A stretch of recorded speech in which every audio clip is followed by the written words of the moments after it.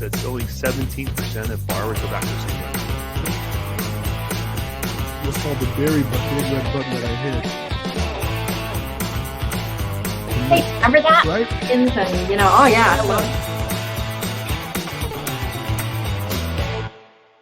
Everybody, we are back with another episode of Laugh, Lend, and Eat, the podcast. And very, very delighted today because I have on here a group of people that I know pretty well, actually. They are part of my team over here at First Option Mortgage. And so we decided to do an episode dedicated to producing managers and some of the challenges that they may be facing and some of the obstacles and then obviously some of the, wins that they get every day. So with that, I'm just going to kind of go around the horn, no particular order. I have Melissa Willoby from Alexandria, Virginia. Melissa, how you doing? Hi, good afternoon. We got Katie Sacriste down in Laredo, Texas. I always say San Antonio is Laredo, right? Yes. Hi, everybody. And then we got Russell up in Minneapolis, Minnesota. Russell, how you doing, man? I'm good. Glad to be here. Thanks. Great.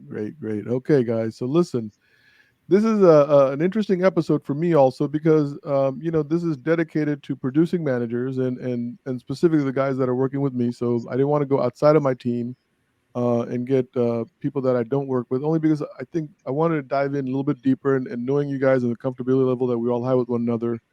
I just felt it was going to be better this way. So for what it's worth, that's the reason we did it this way. But, I know that there are challenges. I know that there are whatever being as a branch manager, but I also know that with First Option, there's some things that are better at First Option. There's some things that make it easier at being at First Option.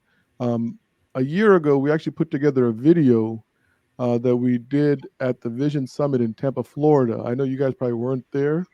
I don't think you guys were, but I wanted to share the video with you because I think it's perfectly timed for this podcast. So I'm going to play the video real quick and then we can start talking after that. Hang tight. It's companies like First Option that are saying, hey, wait a minute, let's not reinvent the wheel here, but maybe let's just look outside of this box a tiny bit. Treat that customer as their family member. So that is the greatest strength of our organization. A more sales-oriented culture will prioritize things that make it easier for the loan officers, branches, and borrowers to get cleared quickly and efficiently. Any organization is going to face problems as the organization grows. We're no different. But the solution to that is the people that are in the right places have the same vision and the same mindset.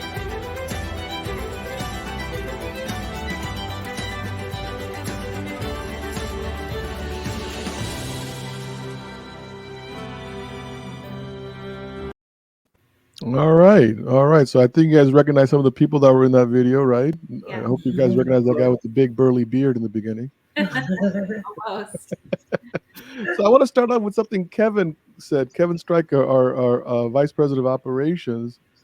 It was very striking to me that he said that our company is a sales-orientated company and not an ops-orientated company. And so there is a difference and a distinction. And I see Katie nodding her head, so I'm going to start off with Katie. I mean, you kind of felt that, huh, Katie? When I said that, I felt. Definitely, yeah, definitely. Since I've arrived at First Option 7-8 months ago, I've really felt that all the people that are in leadership positions are from like the underwriting leaders to the underwriters and our closing department. Everyone's trying to help us get the file closed. I never feel like anyone is working against us or that an underwriter's trying to find a reason not to close a loan, which I think all loan officers have felt that way at some point, but I just haven't experienced that here. I've experienced them on our side and really trying to help us get the file to the closing table. So that's awesome. Yeah. Melissa, you and I have been together with a few different companies. Yes. So this isn't our first rodeo together. So, I mean, what do you think about Kevin Stryker saying it's a sales-oriented company? Just in my experience, even outside of, you and I, Fobby, it definitely is. And that's what, draws me to it and makes me like, okay, this is my home. This is where I'm going to be until I'm, either they have us no more or, or we're out of it because of that I just had a call with the head of my monthly call with the head of credit risk, Okay. and, a lot of times we don't have anything specific to talk about, but he's there to answer any questions. Either he can answer them or he'll say, hey, go and talk to that person to do that. So I have never in my 20 years been able to in his business, and I would say about 18 and originating, been able to speak directly with the credit risk manager on a monthly basis, just to make sure that I know what's coming in underwriting. So I know how to communicate, know the guidelines, know how to put deals together, know how to help my team. I'm even able to go and get a list of questions for my team and bring them back and say, hey, these are the struggles that we're having. How can you help us resolve these? So it definitely is a company that is there for us as salespeople and there for the community, for the customer. So, I mean, that's an interesting point that we can kind of talk about. That is that as a team, right? I mean, because we're all part of a team, you know what I mean? Whether it's a small team, a larger team, larger, you know what I mean? You can go up in the size, but we're still having this accountability to one another on a team level. Yes. I mean, Russell, I mean, do you feel that there's an accountability with your ops partners? I mean, because obviously we're talking about Kevin Stryka, he's a VP of operations, how you can hold them accountable versus they hold you accountable, and it's more of a team effort rather than us against them, as I've seen some other lenders do. Right. In my career, it has always baffled me that it's always been sales versus ops. And it always seemed like that there was between sales and ops. And I just never understood it. And first option, I definitely really get the feeling that we're all on the same team. We're all searching for the same goal. I can pick up the phone and get a hold of anybody at any time, and it's not trying to beat us down or push back. It's like, hey, let's get together and let's figure this out together and find a solution and get that loan to the closing table. So I've definitely seen a big difference in that there's kind of a break in that battle between sales and ops here at First Option.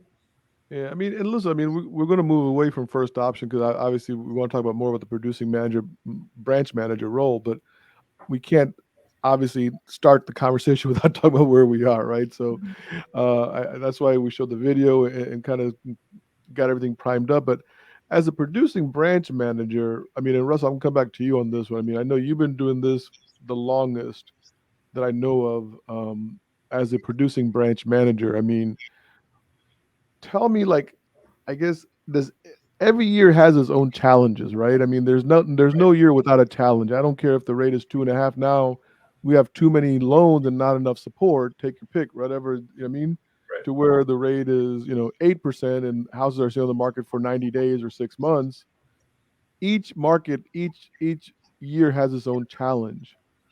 For you, Russell, I mean, and I don't know how many years you've been a producing manager. I know several. What do you find has been the most challenging moment for you in your career as a producing manager? Well, as a producing manager, the biggest challenge has been when some of these changes come up. And I'm just going to pick an example. Back, I'm going way back from when you used to be able to do FHA to 95% cash out, and it went down to 80. Actually, it went down to 85. Everybody freaked out. And I told my whole team, I was like, 6 months from now, you'll forget that it was ever at 95. We're going to adapt. We're going to move, and you'll forget. And I put a calendar reminder for 6 months later. And I went back to my crew. I called a meeting together, and I called my team together. I was like, remember when I said this to you guys 6 months ago? Who remembers that? That like everyone just is moving forward. So I think the biggest challenge is trying to get your team over that fear of that change, rates going up, what's going to happen. I mean, you just got to let them know that, hey, this is what it happens in this business, and we adapt and we change, and we just keep on grinding, and that's what you have to do. It's just getting over that initial hurdle, that initial shock, that sticker shock. It's a great point. I mean, that really is a great point. Like, I know when I was a producing manager, it was like, my team always said, Fob, I need this loan, or I need this product, or I need this company. If I don't have this company, everyone else is going to get this loan. I know, Katie, you're a brand new producing manager, right? Yeah. So this is your first go around at this. Are you seeing some of these? I mean, in the short period that you've been doing it, I know you put together a pretty nice little team down in Laredo. Are you seeing some of these moments where you're like, oh cow, hang on? Yeah, definitely when we had our first little rate hike and everybody kind of panicked going, wait, what happened to 3%? You know, where did 3% go? There's that little bit of concern, like putting everybody at a calm perspective of knowing, look, if our rates have increased, everybody's rates have increased, mortgage is mortgage, we're all doing the same thing. Stay taking care of your customers, stay communicating with your referral partners, you're going to be fine. You know, we're in this together. So helping with the managing the people around us to know, like, mortgage is all in the same boat here. You know, there's some fluctuations within companies, but for the most part, we're all experiencing the same market at the same time. Yeah. You know, what's interesting is I used to coach my daughter's soccer team, travel soccer team. And they would come up and, like, when they were losing, like, Coach Fobby, it's so hot outside. You know what I mean? It's this. And I would say, you know, it's hot for the other team also. It's the same sun. It's the same humidity. You know what I mean? Melissa, I mean, challenges, I mean, managing a team. I mean, as a producing manager, how do you, I mean, like, put their priority above your priority? Yeah. Well, it's really hard to do. What I try to do is time manage, you know, and try to set my day and be structured. You know, it's like, you know, you want to be available, but you also have other fires that you may have to put out. Okay. So I try to prioritize, like, what needs to be done first. You know, so when the fires come, they don't, you know, disrupt everyone's world, you know. But the first is to calm down. Like, no house is burning down, no one got shot, and nobody's going to the hospital. So it's like, let's just all three good things, by the way. Just right. all three very good things. So unless one of those things are happening, let's just calm down. Let's just figure out what the issue is, and then we tackle it from there. Because a lot of it is just fear. And what I've learned, not only with the loan officers, but also with the clients, you just have to try to calm down. It's a very emotional process, and it's emotional for all. But we as the experts have to know, like, we do this every day. So everything is not a fire. And then you also have to tell them, hey, your fire is not my fire. Just because you didn't read the guidelines, you didn't check with me before, you didn't go to underwriting and check. A little bit of tough love. Right. Like, okay, we'll figure it out, but it may not be at this particular moment. Let's just schedule a time. If it's more than, you know, a 5 or 10 minute call, let's just schedule a time that we can sit down and look at it. Okay. And tackle it. So I mean, Melissa, let's stay with you for a second. You use the word calm, right? And I kind of keyed in on that, right? My big purple pen wrote that down, calm, right? So to me, how does I mean, it's tough enough as a mortgage professional, you know what I mean? To be in this, it's a very chaotic industry. In case people who are listening to this podcast that are not in the industry, right? This is probably one of the top 5, if I remember the survey right, a few years back. Top 5 most stressful positions to be part of, career industries to be part of. Now, obviously, they were talking about white collar positions, so I'm not going to compare this to, you know, whale hunting, you know what I mean? Right. Arctic Ocean or wherever that may be, right? Right. I'm not trying to do that, and I know that. Sorry, and I want to backtrack. There is no more legal whale hunting anymore, so sorry. But I'm just the first thing that came to my mind, right? So, how do you find that balance in your life to find that moment of calm when there's so much stress going on all around? Because I know there's moments as a manager, you're being pulled in 360 different directions. And you're a mom, you got kids, you got a spouse, you got a house, dinner, fires burning, all sorts of stuff. Well, and it's just that, just prioritize, like, what has to be done first? Like, what, you know, when is the loan closing? Okay, if that one's not closing to next week and this one is closing tomorrow, let me deal with the tomorrow issue. So it's just prioritizing in the order that it needs to be done.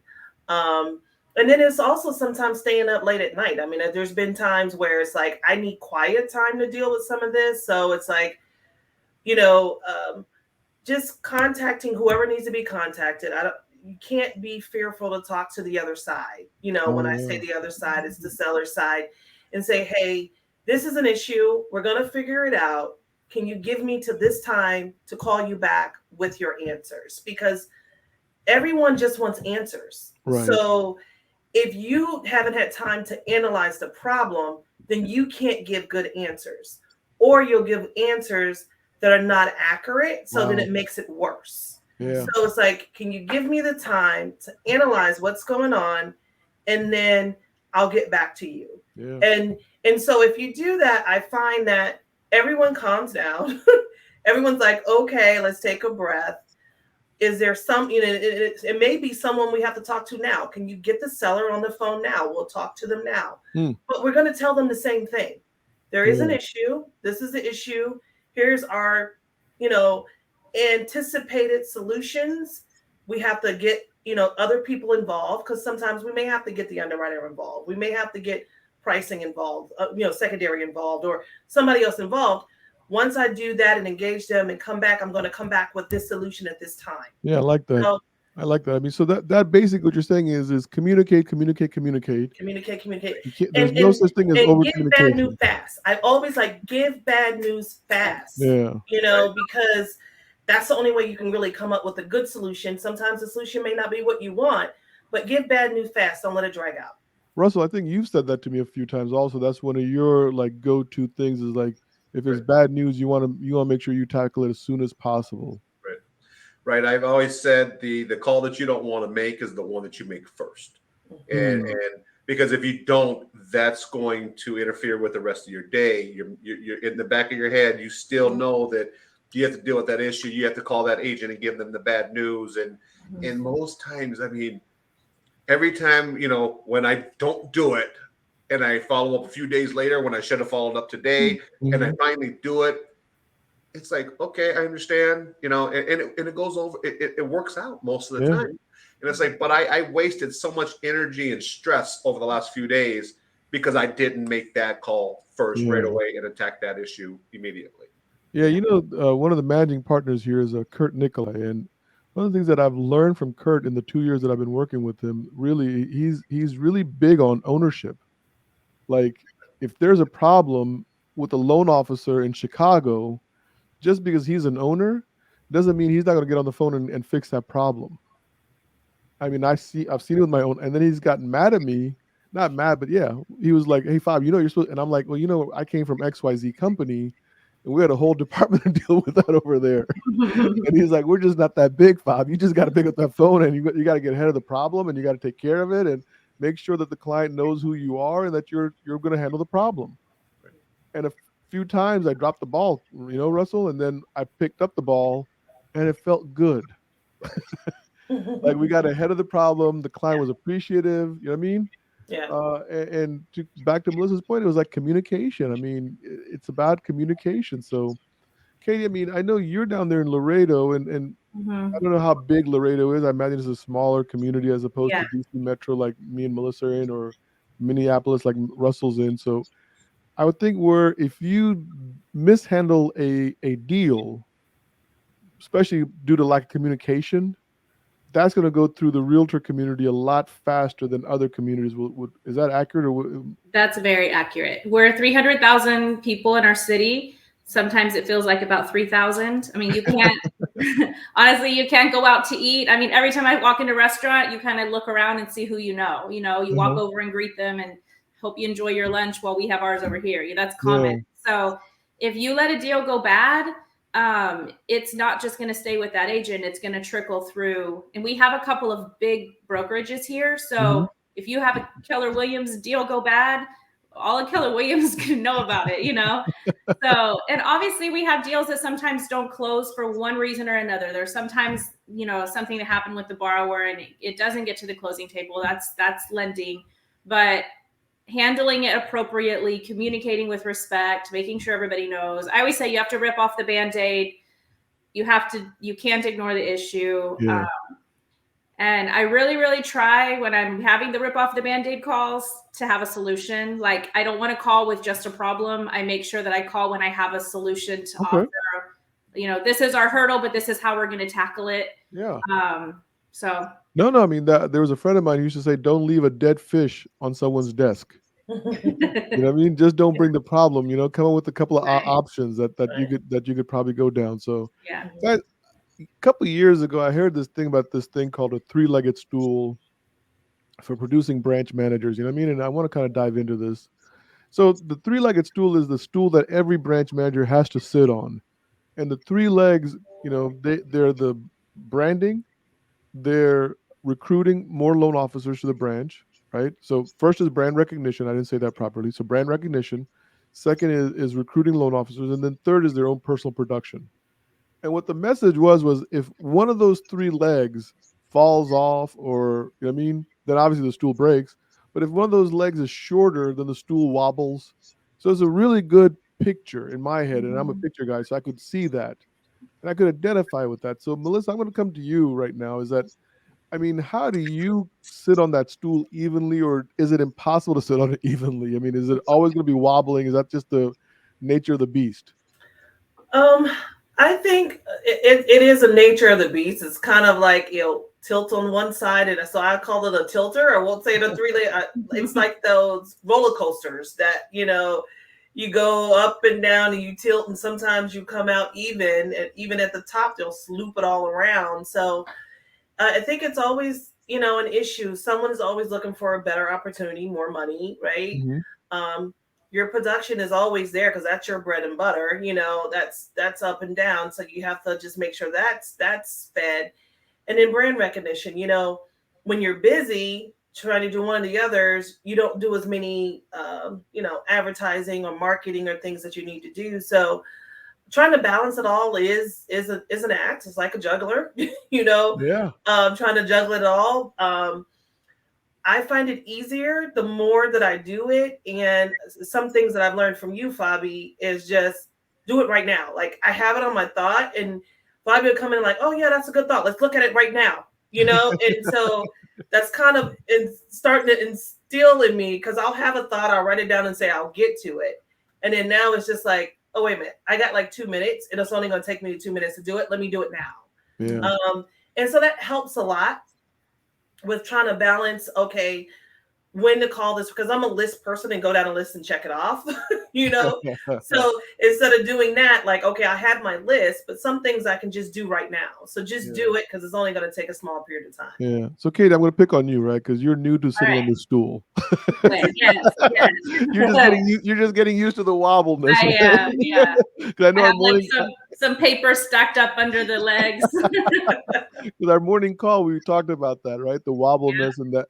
So, I mean, is there a part of the three-legged stool you wish, like, somebody please just hold on to the sun and fall off? Or how does that, I mean, how do you deal with this newness? Well, okay. So when I first started, I knew right away what you're supposed to do as a branch manager is recruit other LOs, right? But there was just this like understanding in my soul, I'm not ready for the new LOs yet. Like, I need to get things in order. So I needed to get my foundation settled. I needed to get my personal assistants in place and trained and able to help with my volume, so that when I bring in a new LO, I'm able to get them acclimated into the branch and into first option. Mm-hmm. So I feel like it has to be seasonal. Like, I needed my foundation before I put up the framing, you know, before I started. So I think that there's balancing, like kind of like Melissa was saying, like, you have to do, maybe you spend a season, not a season like a quarter, I'm talking a season like a week, where you focus a lot on your brand recognition, a season where you focus on your recruiting, you know. But I think that has to be the thing. But it's definitely tricky having my own loans and then having loan officers who have their loans. I wasn't used to that. Yeah, no, you gotta get used to that. You know, my yoga instructor is really big on that word balance. And what she was saying a few weeks, actually, it was about 2 months ago. She said that balance is like that, like when we were kids and we sat on that teeter saw. What is that called? Right? Yeah. And it goes up and down, right? And she goes, that's the way life is there is no actual balance where it's perfectly even. There's always going to be this up and down. Right. It's just that we have to accept that it's going to be up and down. And all of us are seeking this perfect life, right? Where I can recruit these amazing loan officers. I can do amazing amount of production.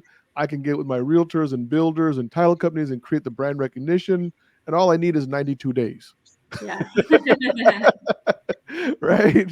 And what we really realize, and one of the things that I'm really appreciative of the ownership here at First Option is that they also recognize that this is a time game.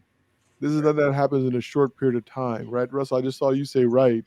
So obviously, it does require a certain amount of time. It's nothing that's going to happen overnight. Is that accurate, Russell?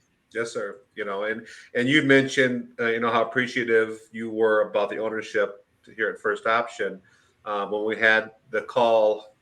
Was it yesterday or the day before with Alvin, and he was just kind of on the spot, and I posed a question to him about new branches just getting started, and he said the same thing. Hey, it's you just got to stay at it. It's just got to be consistent and stay at it. It's not going to happen overnight. And, especially in this crazy market, things are just kind of, everyone just don't know. They don't know what to do and what to expect. And so everyone's kind of on the edge of their seat. So, just got to be consistent and go after it and just keep on going. And it's not going to happen overnight. Yeah. Yeah. I mean, Russell, let me ask you a question. I mean, about the 3-leg stool, right? So brand recognition, sorry, right? I have a problem with that name. I don't know what the heck's going on. Must be lunchtime, right, Melissa? It is last less than eat. Where's the food? Must be lunchtime somewhere. So we got brand recognition, we got recruiting, we got personal production, right, Russell? I'm going to put you on the spot here. Sure. Of those 3, what's number 1 on your hit list? Right now, number 1 on my hit list is recruiting. Really? Yes. So you're kind of letting your personal production slip by the wayside, or I don't want to say that, but yes, because for the greater good. Okay. I guess is the way I would put it. Building that, Kitty had a great, building that foundation is first and foremost. You can't build on a weak foundation. Right. It's kind of like the 3 little pigs, the one that built his house out of brick. So we got 3-legged stool and the 3 little pigs. Yeah. Right. We're on a theme here. We got a theme. Right. But yeah, I mean, you build that foundation and you build your team because for the greater good of the branch, your personal foundation, your personal production, I should say. I mean, that's your personal production. Of course, that is your bread and butter, but building that team is definitely going to help that branch, help the company overall, and I think that's going to help your personal production as well. Because when you have that team, part of that team is going to help the other team. If you got a good team, they're going to help each other, and it's going to take some of that stuff off your plate, and you're going to be able to focus on some of that personal stuff as well. So there's a second part of that article that I got to throw in now, and that's been the part that I've actually been speaking about more often than not, right? And that is, of those 3 legs, and the reason I asked you that question, right, because I kind of set you up for this. Sorry, Russell. Right? The reason I asked that, right, is because your setups, Fobby. Yeah. The author said, look, most managers are really good at 2 of those stools, through 2 of those legs. I mean, they're either good at brand recognition, personal production, suck at recruiting, or they're good at recruiting, they're good at personal production, suck at brand recognition, right? So it's 2 stools. And what he was saying was someone or something needs to support that producing branch manager to be the 3rd leg, right? And that's when you find that balance. Right. And that's when you begin to feel like, oh, my God, yes, like you guys are feeling. We started the conversation off with like, hey, guess what? When it comes to ops, I don't really have to worry that much about the loans moving through this company. Right, Melissa? I mean, they're going through and I can focus on recruiting. I can focus on creating a brand recognition because at least that part is taken care of. So whatever you as a producing manager need, someone or something needs to be able to fill in that vacuum. Otherwise, the stool falls apart. Melissa, I mean, go ahead, chime in. Yeah, I mean, I agree with that wholeheartedly. It's for me, it's brand recognition because I love doing events. I love socializing and talking to people and getting out and handing out my cards. And I love that. And I also love what I do. I love helping people get into homes. And so it is a recruiting piece that I need that little, okay, how do I talk to people? Because it is a long-term commitment and follow up. And it also falls back on my number 1 weakness, which I know is follow-up. So that's the piece that I need that crutch on, and I guess that's what you're kind of calling is a crutch. You need someone to hold something to help hold that part up. I like to call it fill the vacuum. I don't like to call it crutch. Oh, well, fill the vacuum. Well, fill that vacuum. Yeah, because I feel like crutch is like making someone sound weaker, and I don't think anyone's a weakness. So, you know what I mean? Yeah, so I agree wholeheartedly with what you're saying. Yeah, Katie. I mean, right now, I mean, and I you're about 6 months into this journey, I think, right? Is that right? 6 months. Yeah. So, are you seeing like those 3 legs? There is a weakness that you're finding, and that okay, if someone could just handle this, I can do these 2 really well. Right. So this is the deal. I've been doing production. This is the deal. I like this, Fobby. This is the deal. Forget that we're being recorded and everyone's going to listen to it. I got to talk to you about my new contract. So one of my core values is authenticity. So here we go. The brand recognition, I think I'm doing a good job at. I think I'm doing a good job at my production. I know, we had a little lull, but we're back on track. I'm about to find out if I'm good at recruiting or not, because I'm just now starting. Okay. So it is yet to be said. I think I'm going to do good at it, but it hasn't happened yet. I have my first recruiting lunch tomorrow. So, okay. I mean, I'm talking about we're about to find out. It's about to go down. Oh, wow. So are you saying that we got to have a part 2 producing managers? We might just to let y'all know how it goes. This is like that organ music. You got to hold everybody in suspense now. You know what I mean? As the wheels turn, as the sand comes down to whatever hourglass. These are the days of Katie. Yeah. All right. So recruiting is definitely, I think. So Russell, you're making it a primary. You feel you're good at recruiting, right? Or that's what I'm getting at. What's today? The day is like which leg of that stool is my strong point. It depends on the day. It's I'm building that foundation. I'm building that team. I've done it. But different markets, different times. Things are different. So you run into different roadblocks and different challenges. But we also have different tools in different access, with a social media access and those type of avenues that we can utilize as well. Yeah. So just trying to maintain that focus on the recruiting and it has to, kind of the branding and recruiting kind of, in my opinion, goes side by side. Okay. Because you're recreating that brand for yourself, and that's what they're going to recognize you as with recruiting. And as you've taught me, Fobby, that I've been using a lot of social media for the branding and recruiting at the same time. Yeah. So that's kind of the route that I've really been going. And then just the key word, regardless of what leg of that 3-legged stool you're on, is consistency. Yeah. Oh, wow. Yeah, that's huge. Yeah, consistency is great. So, to that point, Russell, I mean, and the thing that I've kind of observed over the years, right, is I feel like the 3-legged stools really all kind of gel into one. You know what I mean? And it's like they feed each other. Like if I do good brand recognition with my realtors, they're giving me production, right? If I'm doing good production, then other loan officers in my area are seeing my name everywhere. And the realtors are saying, Fobby's company is really good. They close their loans with no headaches. You really should go talk to Fobby, right? So it kind of like serves itself, and it's like this wheel that it's continuum. But I think, consistency, right, is huge, Russell. So that's a great point. And then that ability to have that support that supports you for that time that you need to build. Right. Those are 2 critical components, you know what I mean? And I think a lot of companies that I've been at in the past, you get to 90 days or something, and I get a call from somebody higher up saying, hey, look, it's 90 days. We got to just shut it down. And that's not happening, you know what I mean? Because people are being given that opportunity. You were going to say something, Katie? Yeah, I'm agreeing with you, but I want to agree with you and say this. Mm-hmm. I'm going to put in a plug for your book here. Oh. I'm like 2 pages done from finishing your book, but you talk about in the book asking for help. Yeah. And that's the thing, like Russell, he didn't tell us to do this. No, but really, like asking for help is so important. So recruiting wasn't something I was familiar with. So the first person I called up was you, Fobby, and said, hey, walk me through this. When I have these conversations, like what should I expect? What should next steps be? I know how to be myself. I know how to talk about first option. I'm comfortable with that. But, give me some guidance on how to navigate these conversations. And the help was there. The support was there. Just like you were saying of that third leg that I might not be strong yet. I feel ready because I've had the support from my team, from my mentor within the company. So, yeah, that's huge. I mean, that's a really great point. I mean, we can talk about that. Like, asking for help is very difficult.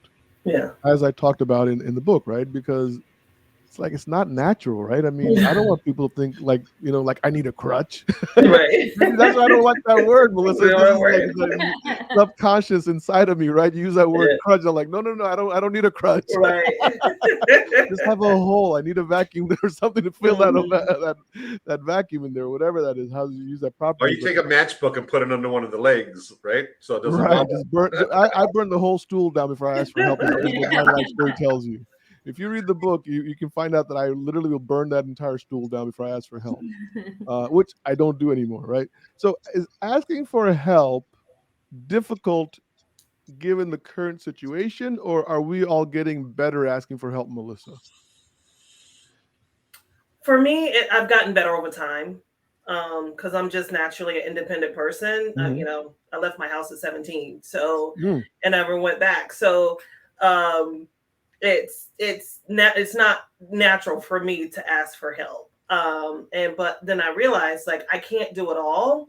And there's some people that do it better than me. So why not learn from them? We all learn to get where we are because of someone else. I myself, I started at Navy Federal, and there was a lady just took me under her wing, and she naturally helped me. And then from there, it's someone teaching you along the way. And I don't think that's any different. Learning how to recruit, because it's the same thing. I'm like, okay, well, what do I say? Like, Bob's like, well, did you call him back? And I'm like, no. He was like, well, you got to keep calling. So it's not natural because I haven't done it. I haven't gone there. Now, if you ask me anything about mortgage, getting out brand, those go hand in hand. And yeah, we do talk about the company when we go out, but when it's time to do that one-on-one recruiting, or even like, who do we want to recruit? Like, how do we? Oh, wow. Ooh. Like. I don't think we have enough time to tackle that topic right now, Melissa. Don't do that wave, like, hey, you want to come? Come on, join. I'll take you. And got so, an MLS number? Come on in. Right? Yeah, you got a number? Let's go. Like, you want to do this? Let's do it. Yeah. So it's slowing down and learning, how to do it. And I mean, if you've never done it, our industry is not written in the book anywhere. I mean, you can't go and look up a manual, go Google it online. You can't do any of that. You only learn from the people that are around you. And you have to surround yourself by people who like to support people. What a great topic. I mean, I wish we had brought this up sooner. I mean, I would love to tackle this. I got to go to Russell because got a memory bubble with the conversation I had with Russell once. So Russell, I mean, you definitely don't like to ask for help, but you like to be the one helping. Right. And then you go beyond helping because it's that old adage that you really violate, right? That you love to catch the fish for your loan officers every single day. And don't worry about learning to fish. You just hang out on the sidelines. I'll fish for you. Right. I mean, let's talk about that for about 2 minutes. So we got to wrap this up because we're coming up on close to the end here. But I mean, do you feel that that's the right way to support a team? Is that to me? Yes. I created a bunch of monsters is what I did.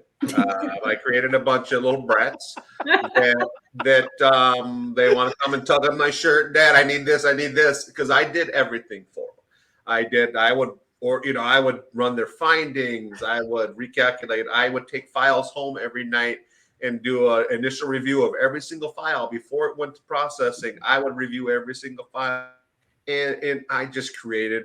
Like I said, I created just a bunch of stress and a bunch of nonsense that I had to deal with. And so I stepped away from that and then trying to read and start, and do things the right way or a better way. Mm-hmm. And asking for help is one of the biggest things, and being vulnerable and knowing that I can't do it all myself. And it's not all about me and me helping everybody. I have to lean on other people around me. It has been one of the best decisions or traits that I have taken in, and being humble enough and vulnerable enough to be able to do that. It's been one of the best things I've done in my life, personally and professionally. And like Melissa, you're talking about, just recruiting and asking somebody for some advice. Just yesterday, I had a conversation with Fobby, and he basically, I told him what happened in my call that I had just had. I called him, I was all excited. And he was like, well, did you ask him this? Did you ask him that? And I was just like, no, but it's nice to have that family around you that you can reach out to and learn from, and not feel like you're getting beat up or getting the finger waved at you, just that they're here to help you and here to help you grow. So that's very important. But, back to what you said, Fobby, I definitely getting away from that and teaching them how to fish instead of fishing for them, Yeah. And so that's very, very big. That's changed a lot in the way that I approach business these days. Yeah, I think if you're going to scale your branches upward, which is what all of our goals are, right? Is that we have to have a certain amount of empowering the loan officers, for better lack of word, letting them feel that, hey, I don't mind you falling. I'm going to pick you up, but I don't want to, be on the floor with you. Right. and because then it's going to be very difficult for all of us to pick each other up. So we've come to the end, guys. I know this was pretty quick. This does not feel as quickly as it went through, but I want to thank you guys for taking the time out. I know this is a busy time for everybody because the market is as crazy as it can be. The Fed did what it did yesterday by raising the Fed rate by 75 bips. We're seeing the reaction today more than yesterday, so we'll follow up with that next week with another podcast that I'm doing. And I think that's it, John. If you can get us out of here once again, Melissa, Katie, Russell, thank you for your time. And JP, if you could just do your thing and get us out of here, brother. We hope you enjoyed this edition of Laugh, Lend, and Eat, the podcast. You can now enjoy Fobby's article, Laugh, Lend, and Eat, featured in the Vision magazine. Please be sure to subscribe to our YouTube channel, where each month we are giving away some swag for our lucky listener to show off. Thank you to our sponsors for their continued support, First Option Mortgage and One Good One Recruiting. And remember, you have to be something, so be kind.